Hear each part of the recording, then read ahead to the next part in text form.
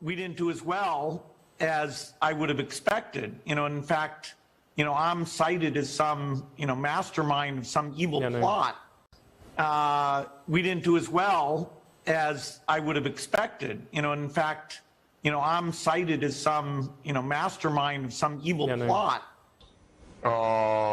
We didn't do as well as I would have expected. In fact, I'm cited as some, mastermind of some evil plot.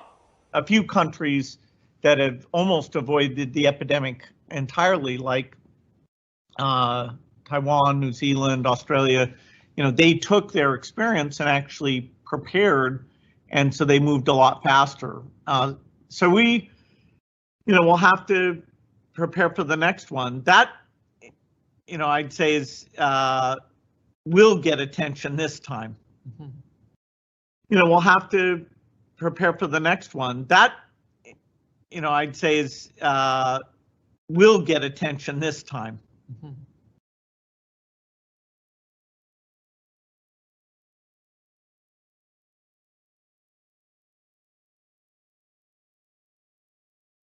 We'll have to prepare for the next one. That, I'd say is will get attention this time.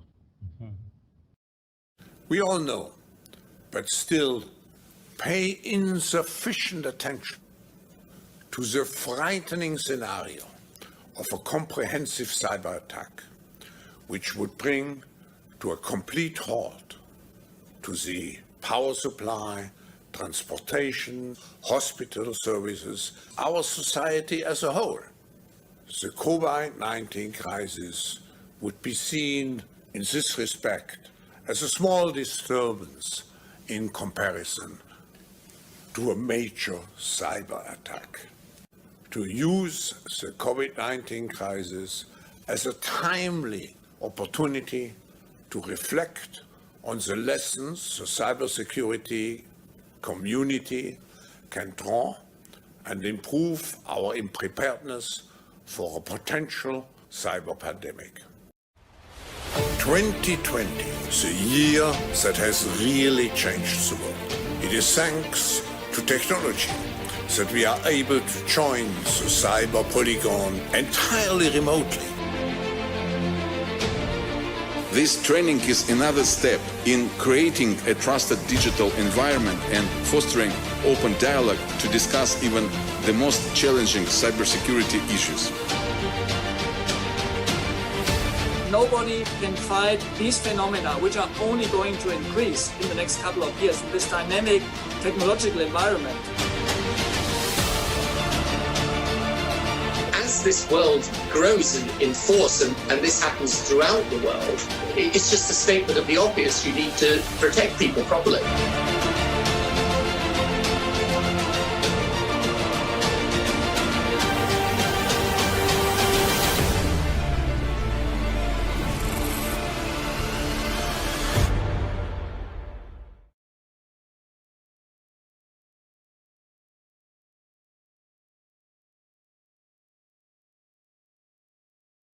Another area we spent a great deal of time on was cyber and cybersecurity. I talked about the proposition that certain critical infrastructure should be off limits to attack, period, by cyber or any other means. I gave them a list. If I'm not mistaken, I don't have it in front of me, 16 specific entities, 16 defined as critical infrastructure under U.S. policy, from the energy sector to our water systems. Just when I think you couldn't possibly be any dumber. As Russia gets slammed with a new round of sanctions, America remains on high alert, with authorities warning that Russia may launch cyber warfare against the United States.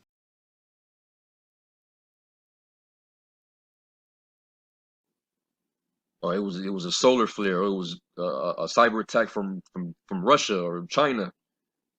You know, they gotta point their finger away from their own self. It wasn't me. I didn't do it. We didn't do it. But we told you about it, though. We told you about it right before it happened. But you just so happen to know, and then it just happened. Like you got all these Like these devils really got the Holy Spirit.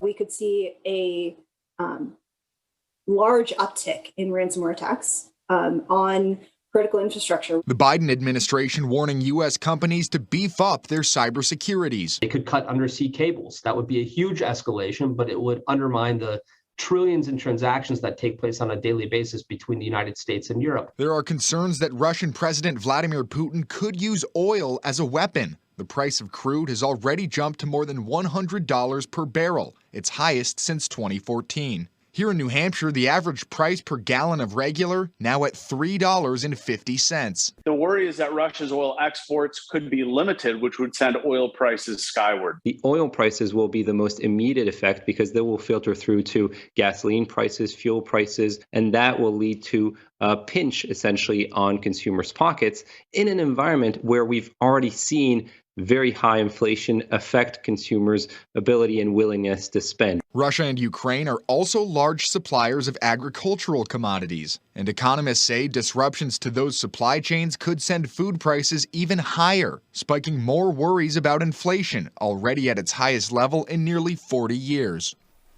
Now, the Fed has indicated the first in a series of rate hikes will happen in March. It's unclear at this point what exactly those will look like, but the concern is that raising rates too aggressively could spark a recession. Live in the studio, Scott Cook, WMUR News 9. The reason I'm here today is to encourage the U.S. Congress to take action to protect our country from its most imminent threat. Electricity would cease, the internet would go down, and the banking system. The smokescreen of national security used by government at every level. A strong America is the only thing standing in the way. Country only needs a little chaos. We have a fog that has descended on our entire nation. Hello, Mr. President. Now is the time. The average American family only has 3 days of food. We need to talk face to face. This is important. Sir, what's the mission? Disarm the population and restore order. Do you have any weapons inside your home or on your person? You had to give the president power to arrest any American by simply accusing them of terrorism. The vanity of nationalism will quickly fade. These are but the birth pangs of a new world order. I'm just so afraid of the world that you're gonna have to grow up in. This is the time, man, woman, young or old, when folks run and hide, or they pull up their bootstraps and they fight. When you sell your soul, it's a one-time thing. There's no going back. My fellow Americans, it is time to strike fear into the hearts of citizenry. ask not It's not an authorized broadcast. what your country can do To avert this crisis. And the answer is nothing whatsoever. Our military strength is, in this case, useless. Read my lips. the great confident roar of the American progress And growth has come to an end. all the vital technology that this nation holds dear, all Communications, transportation, the internet, Connectivity. electrical power, Critical. utilities, Their fate now rests in our hands. We will not tire. We will not falter. And we will not fail. I don't know how they're getting in. Thank you. And a happy Independence Day to everyone. That was creepy. I tried to find more Nixon. Think they bought it? Absolutely. Okay, I want telecom, transportation, any... Jesus Christ, it's a fire sale. It's a fire sale. Hey, we don't know that yet. Yeah, it's a myth anyway. It can't be done. Oh, it's a myth? Really? Please tell me she's only here for show and she's actually not in charge of anything. What's a fire sale? It's a three-step systematic attack on the entire national infrastructure. Okay, step 1, take out all the transportation. Step 2, the financial base and telecoms. Step 3, get rid of all the utilities, gas, water, electric, nuclear, pretty much anything that's run by computers, which today is almost everything. So that's why they call it a fire sale, because everything must go. Hey, listen, what's your name? Farrell? Keep your voice down, okay? No one here's talking about a fire sale. Not unless you're telling me you helped plan one. No, man, I'm just saying, explaining. Appreciate your concern. We know what we're doing. We're on it. Thank you. Oh, yeah, you don't bang objection. What? Bang. What? Nothing. I said I understand. Hey, they didn't send the Girl Scouts out to get this kid. They sent professional guys, full tactical gear. They blew the whole joint up. Now, look, I don't know this kid.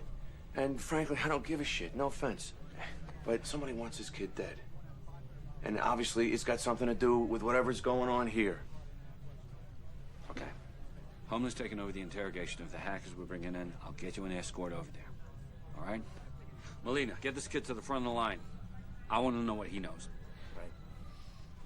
If that guy knew half the shit that I know, fuzzy little head would explode.